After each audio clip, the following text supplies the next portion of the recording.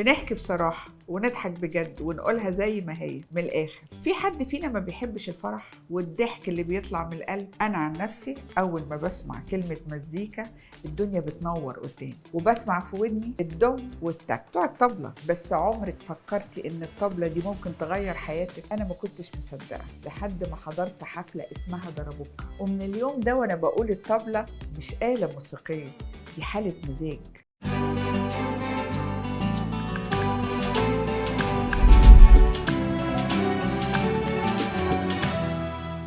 قلت لنفسي بدل ما اسمع نفس الأغاني كل يوم، ما أجرب أروح حفلات مختلفة، شعبي، كلاسيك، جاز، أي حاجة فيها مزيكا. وفجأة لقيت فرقة اسمها دربوكة.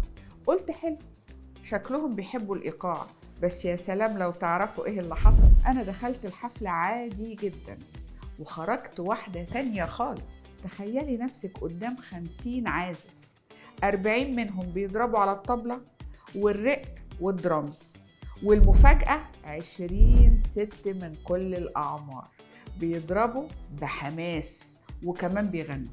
الصوت مش بس مزيكا، لا، طاقة أنثوية مبهجة بتخليكي تنسي أي زعل، أي هم، أي فواتير. عارفين إن الطبلة أقدم من الدي جي؟ أيام الفراعنة الستات كانوا بيدقوا على آلات شبه الطبلة في الاحتفالات، مش بس عشان يفرحوا الملوك، لكن كمان لأن الإيقاع كان رمز للانتصار والنجاح والفرح. وفي العصور الإسلامية الطبلة دخلت القصور والأفراح، وفي مصر الحديثة مفيش مولد من غيرها، من أول شارع محمد علي لحد أفراح القرى.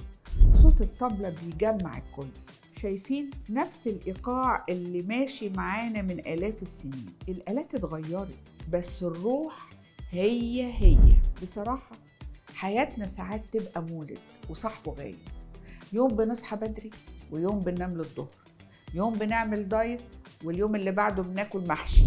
يعني مفيش إيقاع. الإيقاع بيعلمنا الانضباط، زي ما الفرقة لازم تمشي على نفس الدقة، حياتنا كمان محتاجة تمشي على نغمة ثابتة. كل حاجة ماشية بانتظام، المود بيتظبط.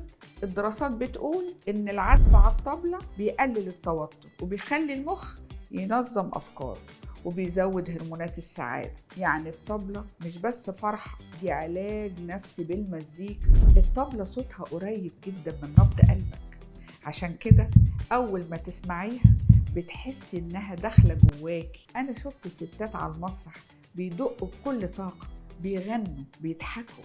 حسيت إن مفيش حاجة اسمها ضعف. الطبلة بتكسر فكرة أنا مش قادرة. لما تضربي عليها بتحسي إنك حرة، قوية، مليانة أمل. يمكن هي العلاج اللي كنا بندور عليه من غير ما نعرف. لما حياتك تتلخبط خلي الطبلة تدق دم تك. الحياة من غير إيقاع زي فرقة كل واحدة فيها بتعزف لوحدها، نظمك، بتساعدك، بتفكرك إنك أقوى مما تتخيلي. لما مودك يبقى مكركب ما تسأليش فين الخطة، اسألي فين الطبلة.